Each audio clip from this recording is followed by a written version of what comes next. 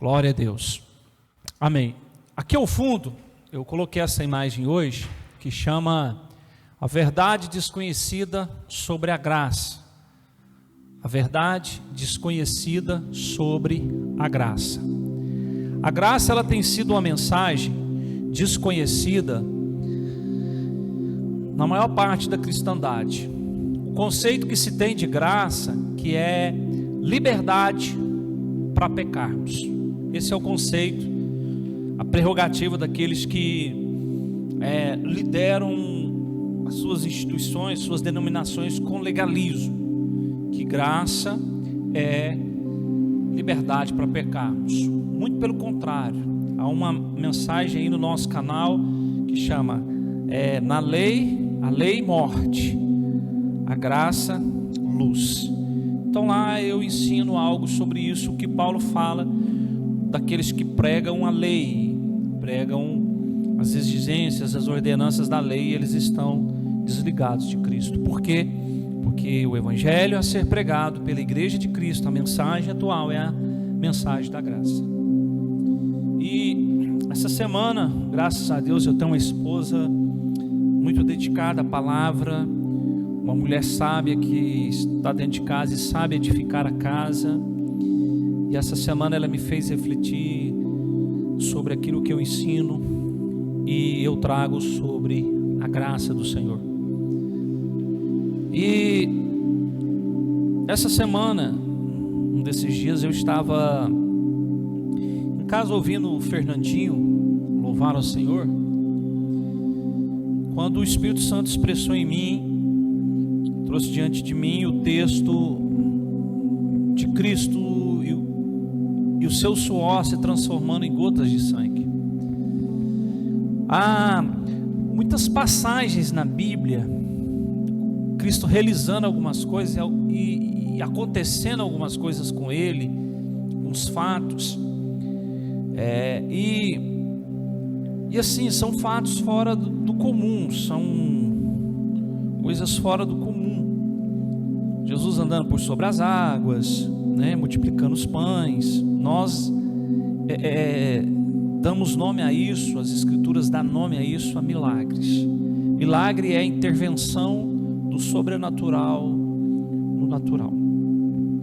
Mas esse fato de Jesus estar orando ali no dia da sua agonia, pedindo ao Pai para passar dele o cálice, afastar dele o cálice que ele haveria de tomar, beber. O texto diz que o anjo do Senhor apareceu a ele para confortá-lo, mas era tão intensa a agonia que o seu suor se transformou em gotas de sangue. O seu suor se transformou em gotas de sangue. E aí entra a ciência. A ciência, ela tem um nome para isso.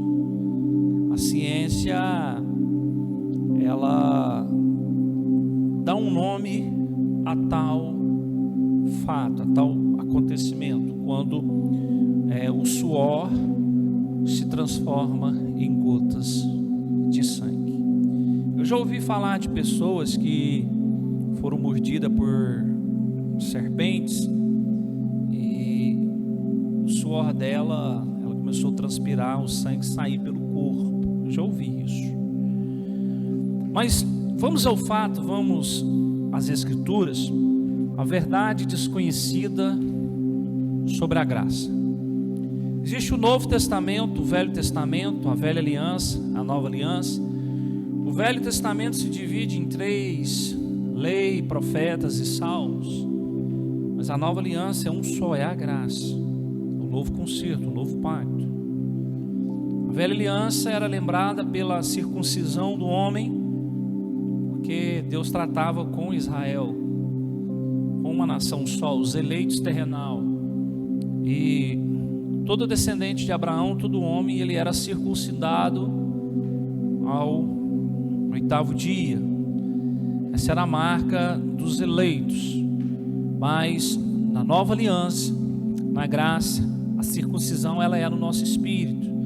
É o Espírito de Deus em nós, a nossa circuncisão. Porque nós não somos um povo terrenal, somos um povo celestial. Se Israel é a areia do mar, que Deus mandou Abraão contar, conte a areia do mar, e Abraão não pôde contar. A igreja é o povo celestial, é as estrelas que Abraão também olhou e não conseguiu contar. Dois povos, o povo terrenal e o povo celestial. O povo terrenal descende de Adão, passando por Abraão e a promessa, mas o celestial descende de Cristo. Já já vocês vão entender esse momento agora especial sobre o suor de Cristo. Por que o suor se transformou em gotas de sangue? Nós vamos para as Escrituras, porque ela é a base. As Escrituras é a base. Então, quando você pega a lei, o Velho Testamento, profeta, a lei, a Torá, os profetas e os salmos, elas são sombras da nova aliança, porque a nova aliança, a nossa realidade é Cristo, a nossa realidade é Cristo. E Paulo foi o homem que mais teve esse entendimento das sombras. Enquanto aqui na lei, aqui na nova aliança, muitos ficam aí orando para o mar abrir. O mar não vai abrir, querido. O mar abriu uma vez só, porque era uma sombra. Não vai haver mais uma nuvem, porque a nuvem já existiu com o povo no deserto. E Paulo pega e fala disso, porque o mar simbolizava, porque assim como nós passamos pelas águas, assim também eles passaram pelas águas, atravessaram o mar eles fizeram uma travessia no mar. E assim também, como nós fomos batizados do Espírito, eles também foram batizados na nuvem, porque a nuvem era uma imagem do Espírito Santo. Então, Paulo ele tem essas revelações, essas compreensões, do velho para o novo e do novo para o velho. Por quê? Porque o novo é um livro aberto. O novo concerto, o novo pacto, a nova aliança é um livro aberto. Por que é um livro aberto? Porque o Espírito Santo está nele, está em mim, está em você. É luz, é onde Jesus se manifestou. O apóstolo João ele fala sobre isso. No princípio era o verbo se fez carne, a carne era a luz e a luz passou a habitar no meio dos homens, andar e estar nos homens. Depois Jesus faz uma transferência, ele diz: vós sois a luz do mundo. Por quê? Porque o Espírito de Deus está em nós, nós somos a luz do mundo. Devemos clarear o caminho daqueles que estão em escuridão, não ser caminho de escuridão para aqueles que estão em escuridão, mas sermos luz, sermos um caminho, dar claridade para eles enxergarem o caminho que é Cristo Jesus. Mas eles não enxergam Cristo Jesus como seu Senhor, como seu Salvador, simplesmente enxergam Jesus como alguém que pode prover um milagre, uma cura, uma prosperidade, nada mais do que isso, que pode resolver um problema conjugal, um problema familiar. E eu sei que isso tudo está dentro de um pacote de Cristo, dado por nós na cruz do Calvário. Mas eu quero começar lendo um texto com vocês que está em Gênesis capítulo 3, versículo 18 e 19. Gênesis 3, versículo 18 e 19, que diz assim: depois da queda do homem, Deus chama Adão, Eva e a serpente. O Senhor libera uma palavra para a serpente, libera uma palavra para a mulher, e agora ele está falando com Adão, e ele diz assim para Adão: Adão, a terra, versículo 18, a terra produzirá espinhos e ervas daninhas, e tu terás de comer das plantas do campo, porque antes ele se alimentava das que estavam no jardim, porque Adão vivia no jardim. Então, a partir de agora, Adão, espinhos e ervas daninhas vão nascer. O solo vai liberar espinhos e ervas daninhas por sua causa, por tudo que você cometeu, por aquilo que você fez ao comer, ao me desobedecer. E você terá de comer das plantas do campo. com o suor do seu rosto comerás o teu pão, com o suor. Suor aqui, irmãos, fala de esforço. Agora você vai ter que se esforçar, Adão, para ter o seu sustento. É o seu esforço. Você vai semear, você vai lavrar, você vai colher, você vai comer. E é assim até os dias de hoje. O homem lavrando, o homem trabalhando. E sabemos que estamos no século 21, a ciência evoluiu. Mas no passado as formas de se trabalhar ou era na agricultura ou era na pecuária. Não havia outras formas. Era na agricultura e na pecuária. Mas hoje não. Hoje existem tantas e tantas formas, tantas e tantas profissões. A ciência se multiplicará. Mas no suor, no esforço. O mundo é assim, o mundo hoje está um corre para lá, um corre para cá. Quantas vezes você ouve de alguém dizendo: não posso, eu estou ocupado, eu não deu para mim ir, eu tenho isso para fazer. As pessoas, elas estão vivendo à mercê de um tempo corrido. Então Deus diz para Adão: olha, com o suor do teu rosto comerás o teu pão. Porque o suor fala de esforço. De esforço. Até que voltes ao solo, pois da terra fostes formado, porque tu és pó e ao pó da terra retornarás.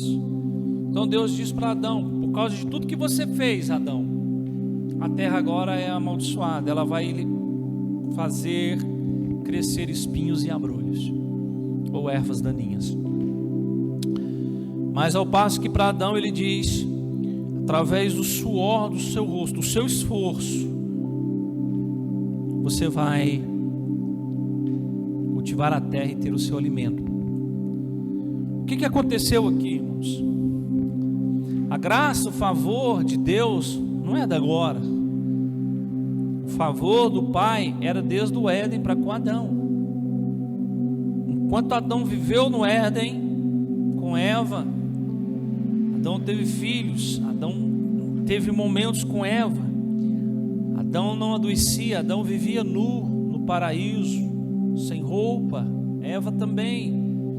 As estações elas passavam, tudo andava numa perfeita harmonia.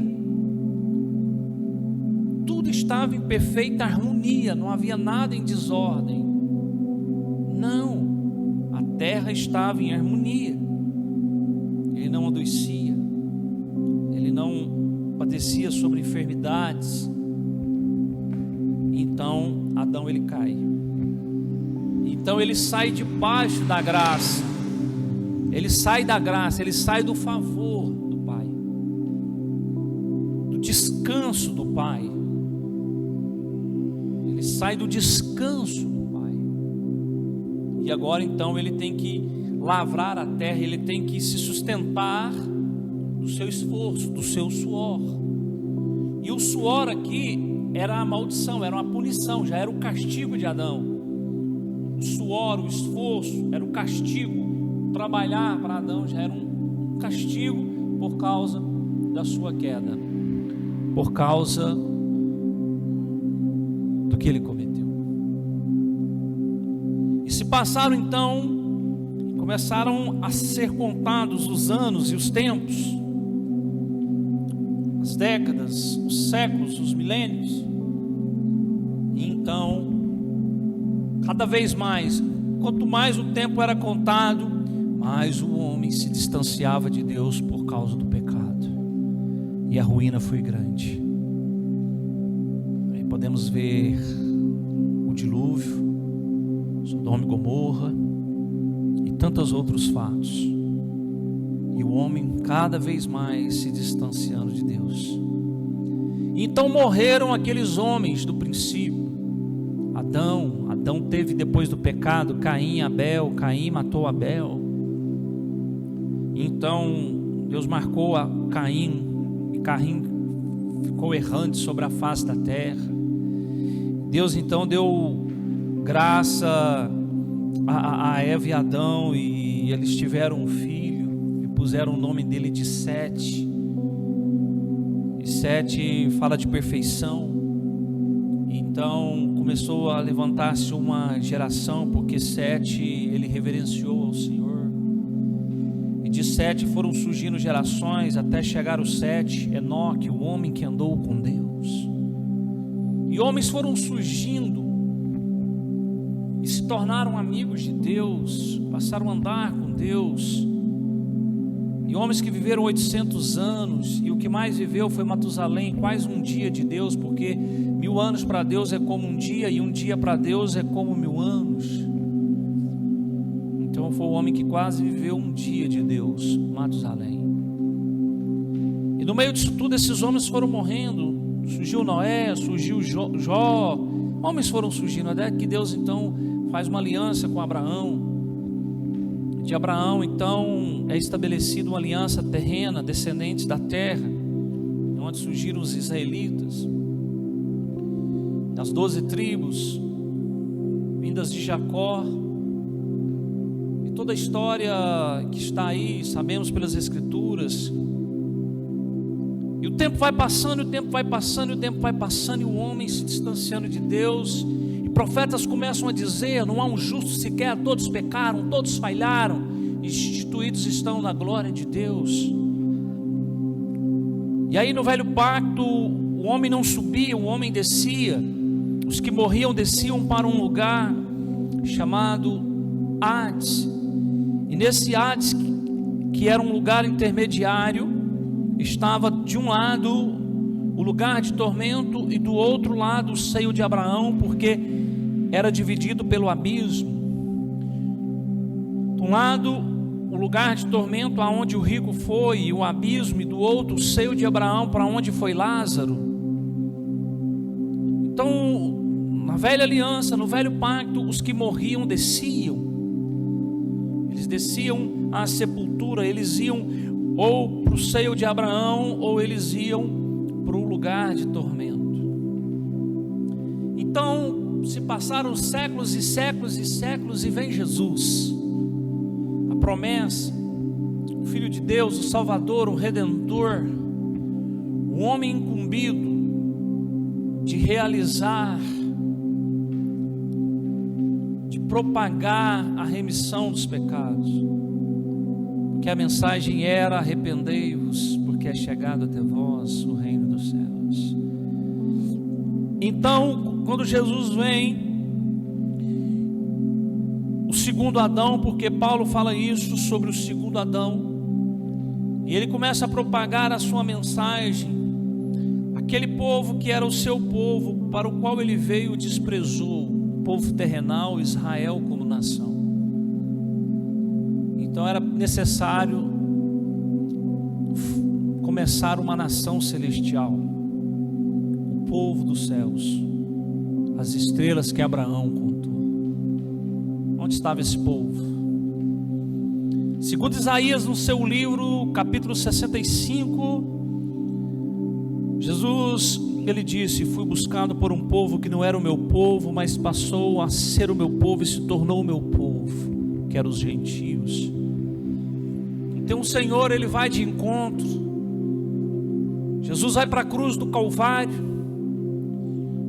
Jesus, ele vive até os 30 no anonimato. Depois dos 30, ele é batizado por João Batista no Rio Jordão. O Espírito de Deus desce sobre ele, o céu se rasga, e a voz sai: esse é meu filho amado, em quem eu tenho prazer nele. Jesus então, em 3 anos, ele revoluciona o lugar onde ele estava. E Jesus trouxe muitos ensinamentos. Jesus fez muitos milagres. Jesus veio cumprir o que a lei, os profetas e os salmos disseram ao respeito dele. E naquele dia, irmãos, antes de ser preso, Jesus ministra a ceia. Mateus, Marcos, Lucas e João, ele fala sobre isso. Mas o apóstolo João, ele dá mais ênfase ao que Jesus disse ali naquele dia no cenáculo. Então eles saem, eles participam da ceia, cantam um hino, e Jesus vai para o monte orar. E Jesus está dizendo: se possível for, passa de mim esse cálice, tira de mim esse cálice. E a agonia dele era grande, a agonia dele era tamanha, que um anjo veio visitá-lo. E onde está escrito isso, pastor? Lucas capítulo 22, versículo 44. Evangelho de Lucas, capítulo 22.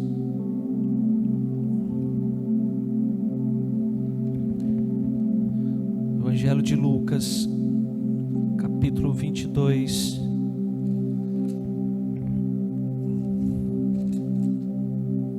Versículo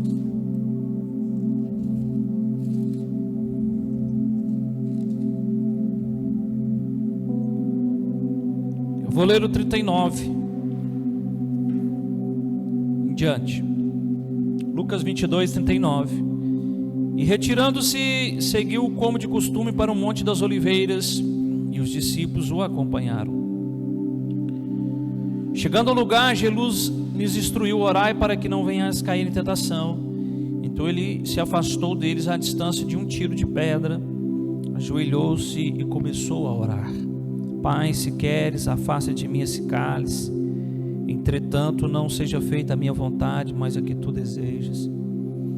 Foi então que apareceu-lhe um anjo do céu que o encorajava. E em grande agonia orava ainda mais intensamente, e aconteceu que seu suor se transformou em gotas de sangue caindo sobre a terra. Assim que se levantou da oração e voltou à presença dos discípulos, os encontrou adormecidos, exaustos de tristeza, e exortou-lhes: por que estáis dormindo? Levantai-vos e orai, para que não venhas cair em tentação. Enquanto ele ainda falava, chegou uma multidão seguindo a Judas, um dos 12, e este se aproximou de Jesus para saudá-lo com um beijo. Preste atenção. Quando Jesus está na agonia, está orando, os momentos antes de completar, de realizar, horas antes de realizar o seu propósito, cumprir o seu propósito, o seu objetivo, Jesus está ali agonizando no espírito, e o anjo do Senhor vem encorajá-lo. O seu suor se transforma em gotas de sangue e cai no solo. A verdade desconhecida sobre a graça. Antes de Adão pecar, Adão vivia no paraíso, na graça, no favor do Pai. Adão tinha tudo ao seu alcance, todas as frutas do jardim lhe pertenciam, menos uma. Adão tinha à sua disposição a árvore da vida, mas ele preferiu e decidiu comer da árvore do conhecimento do bem e do mal. Adão vivia no favor do Pai, mas um dia ele optou a viver pela árvore do conhecimento do bem e do mal. Adão preferiu viver mediante o seu esforço. Por quê? Porque Adão, debaixo da graça, tinha tudo ao alcance por causa do Pai. Ele estava numa posição diante do Pai, tudo estava ao seu alcance. Mas então ele decidiu, junto com Eva, comer da árvore do conhecimento do bem e do mal. E conhecimento, para você tê-lo, vai do seu esforço, vai aquilo que você corre atrás da sua meritocracia. Então, quando Adão come do fruto, a Bíblia diz que os seus olhos se abriram, ele viu que Eva estava nua, e Eva viu que ele estava nu, e os dois se esconderam. E Deus então desce e começa a chamá-los no jardim. Adão, Adão, onde está você? E Adão falou: estou aqui escondido. E Deus diz: o que você está fazendo aí, Adão? Ele: eu estou nu. E Deus pergunta: quem te fez saber que você estava nu? Ele diz: a mulher que o Senhor me deu. Então Deus já chama os três, a serpente, Eva e Adão, e já começa a puni-los, como eu li, Gênesis 3, do 15 em diante. Então no versículo 18 e 19, no 18 Deus diz: olha, a terra a partir de agora vai produzir espinhos e abrolhos, ervas daninhas, a terra está amaldiçoada, maldita por sua causa. Mas a partir de agora, Adão, do suor do seu rosto, você vai tirar o seu sustento, você vai ter que lavrar a terra. Fala do seu sustento, fala de esforço próprio. Então entenda, irmãos, quando ele comeu da árvore, conhecimento, e agora ele é punido com suor, esforço, e de lá até a vinda de Jesus e o evangelho da graça, as pessoas então, elas viviam em busca do que? Em torno de quê? De conhecimento e esforço. Então a lei é estabelecida no Monte Sinai, os 10 mandamentos são dados a Moisés no Monte Sinai, a lei é estabelecida e o homem passa a viver na sua meritocracia. Quanto mais melhor, mais louvado ele era, quanto mais ele se sacrificava, quanto mais ele se esforçava, ele era melhor, o melhor. Mas todos eles falharam. Todos eles, porque eram pelo seu esforço, suor do seu rosto. Eu acho interessante um texto dos valentes de Davi, de um homem que foi defender a sua vinha, que foi defender a sua plantação, e ele com a espada na mão, ele matou tanto inimigo, que a Bíblia diz que a espada ela ficou grudada na sua mão quando ele venceu os inimigos. Nem Leônidas chega aos pés desse homem. Ele matou muitos inimigos, ele com uma espada na mão. Entenda, irmão, esforço. A lei não trouxe a graça, o favor do Pai, ela trouxe esforço. Deus estabeleceu porque o homem quis isso. Não, Moisés, o que Deus mandar você passar para nós, nós vamos realizar. Mas quando Deus desceu no Sinai, Deus queria agir novamente com graça, mas eles quiseram a lei, esforço. E é nos dias de hoje, o homem é ensinado a fazer, a se sacrificar, para tomar posse da bênção, para ter a bênção de Deus. Você precisa fazer esse esquema. Para você ter a bênção de Deus, você precisa fazer mais esse esquema. Para você tomar posse da riqueza, você precisa dar 7 voltas em torno da muralha de Jericó. Para você ter um casamento bem sucedido, você precisa fazer isso e mais isso. Você precisa pegar a aliança preta para quebrar a maldição. Você precisa pegar a aliança vermelha para restauração, e por aí vai. Esse é o evangelho do esforço, é o evangelho do suor, é o evangelho do conhecimento do bem e do mal, mas não da graça. É onde o homem, para se sentir realizado diante de Deus, ele tem que apresentar, porque são ensinados: não se achegará diante do Senhor com mãos vazias. Os ensinamentos que pairam são do velho pacto, da velha aliança. Davi um dia sussurrando, ele disse: alegrei-me quando me disseram, vamos à casa do Senhor. Porque a casa do Senhor na verdade era um templo, era um prédio, era um lugar só, por isso ele disse isso. Mas na nova aliança, a casa do Senhor não é um prédio, a casa do Senhor não é um templo, não, meu querido. A casa do Senhor são CPFs lavados e remidos no sangue do Cordeiro, que estão ali, que estão acolá, reunidos em assembleia, esparramado pelo mundo todo. A casa de Deus é a igreja do Deus vivo. E Paulo escrevendo, ele diz, e refutando a declaração de Davi: me alegrei quando me disseram vamos à casa do Senhor. Hoje a declaração é: alegrei-me quando me disseram somos a casa do Senhor.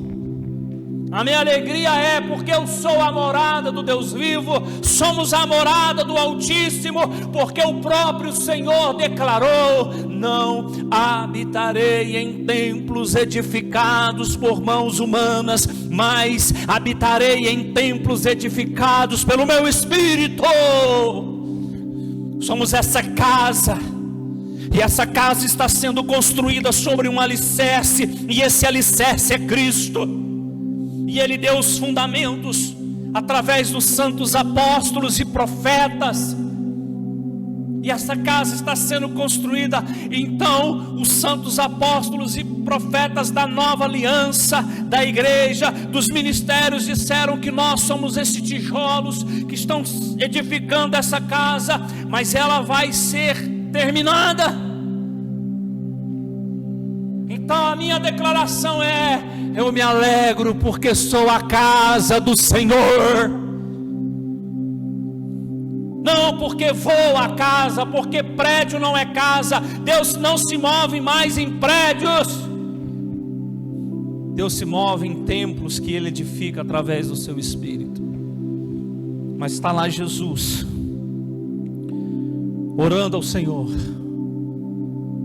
e o seu suor se transforma em gotas de sangue. Por quê, queridos? Porque a mensagem do novo pacto, do novo concerto, é a da graça. É a da graça, a do favor imerecido. E a mensagem da graça, do favor estabelecido, foi nos dada através do sacrifício do Cordeiro. Então, quando Jesus estava ali orando, entenda isso: no velho pacto, Adão comeu da árvore do conhecimento do bem e do mal, e ele recebeu a punição do suor do seu rosto. Conhecimento, suor, esforço. O homem tentou se achegar a Deus através do seu esforço próprio e não conseguiu, falhou.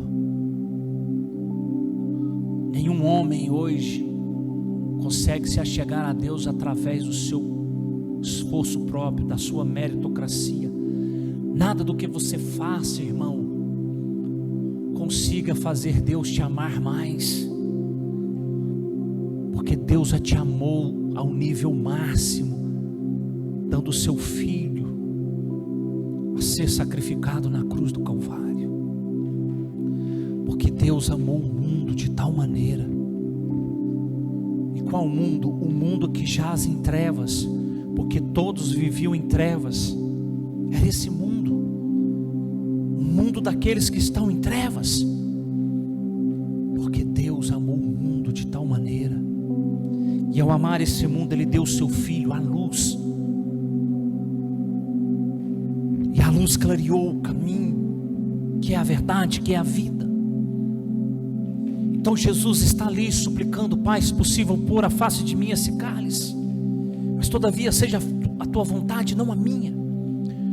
E ele está ali com angústia na alma, e o anjo do Senhor aparece a ele, e diz então o versículo de número 44: e em grande agonia orava ainda mais intensamente. Aconteceu que seu suor se transformou em gotas de sangue. Por quê?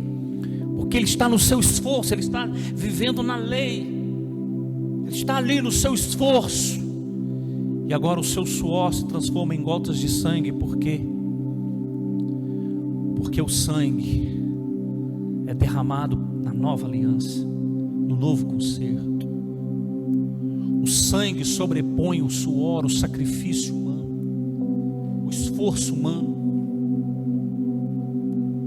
O sangue dos cordeiros nos libertou do nosso esforço, de tudo aquilo que somos levados a fazer, forçados a fazer, para atrair a presença de Deus, para fazer Deus nos amar mais, para fazer com que Deus olhe para mim, ou que eu tenha mais crédito diante de Deus. Isso era no passado.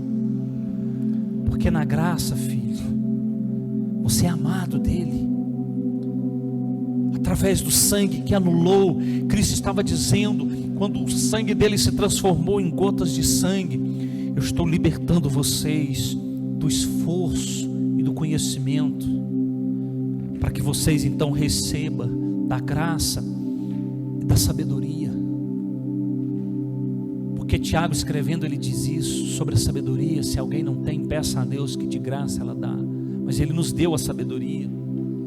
E João escreve isso na primeira carta dele, no capítulo 2, versículo 27, ele diz: e a unção que dele recebestes permanece em vós, e ela vos ensina todas as coisas.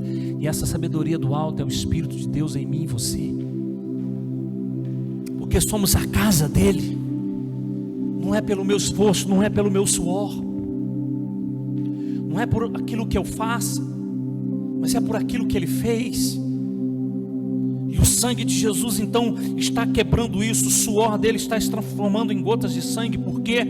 Porque ele está dizendo, com esse feito, eu estou quebrando o efeito do esforço de vocês, do esforço próprio, e estou mostrando que é o meu esforço, que é o meu sacrifício, é o que eu vou fazer por vocês. Entenda, irmãos, o suor está abaixo do sangue, o sangue está acima.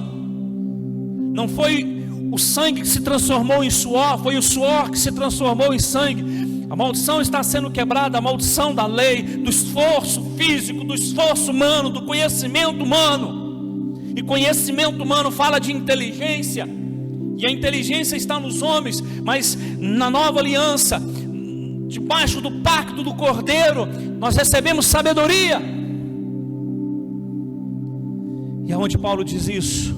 Efésios capítulo 2, para eu resumir. Efésios capítulo de número 2, ele diz isso.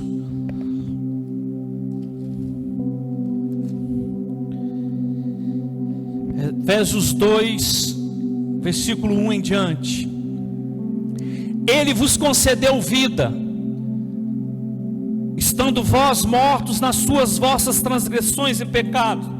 Quem nos concedeu vida? Estando nós mortos. Veja,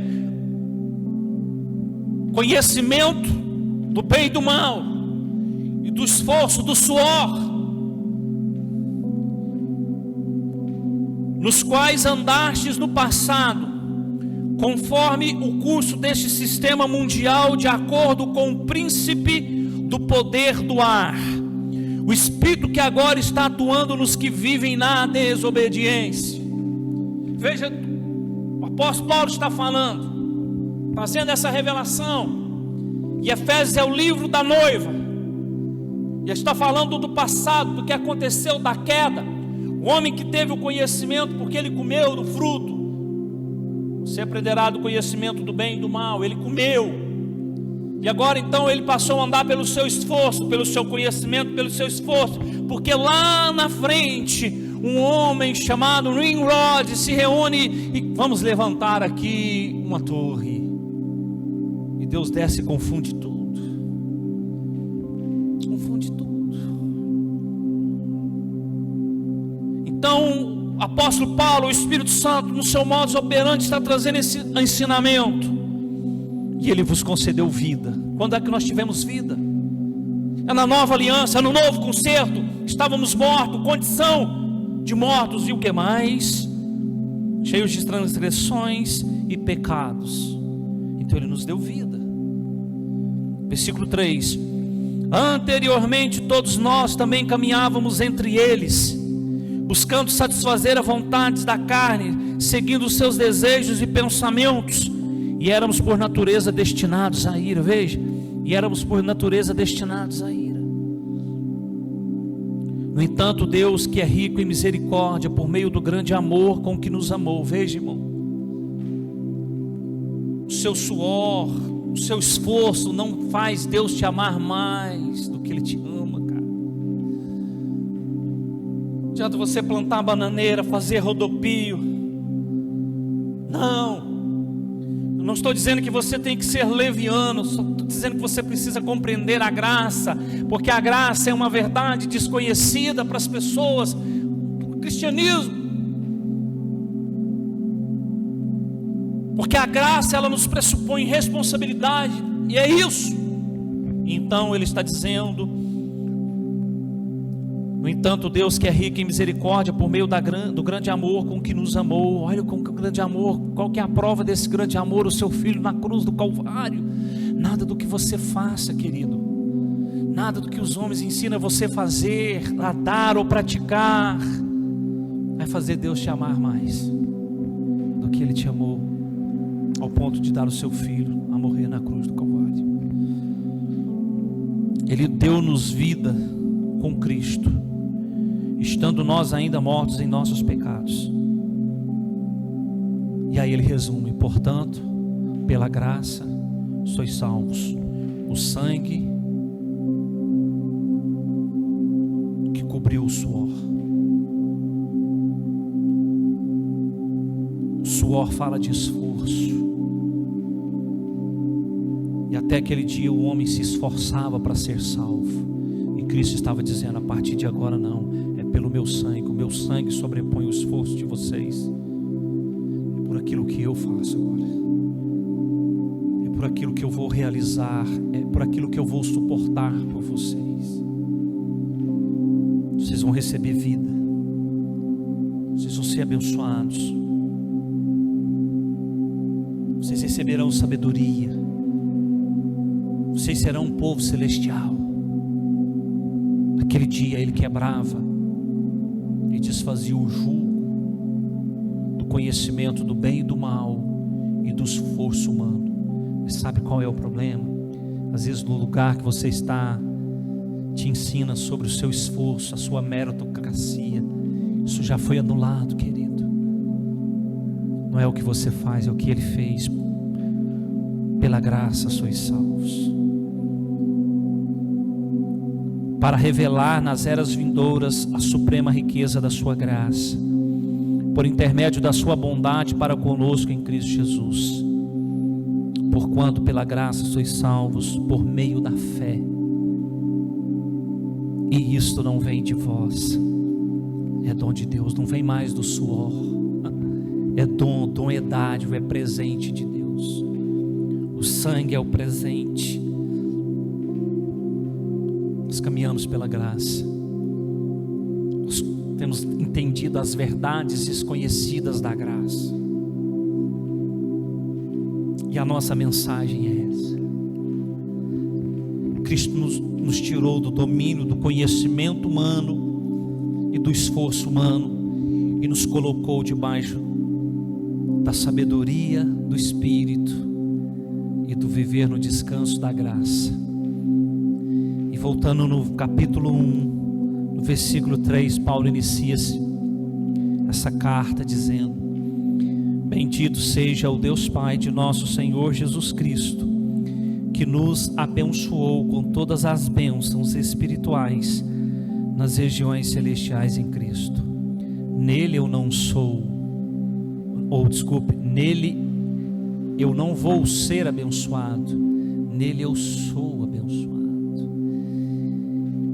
7. Nele temos a redenção, perdão dos nossos pecados pelo seu sangue, veja isso, segundo as riquezas da graça de Deus, que Ele fez derramar sobre nós com toda a sabedoria e entendimento, que Ele fez derramar o seu sangue,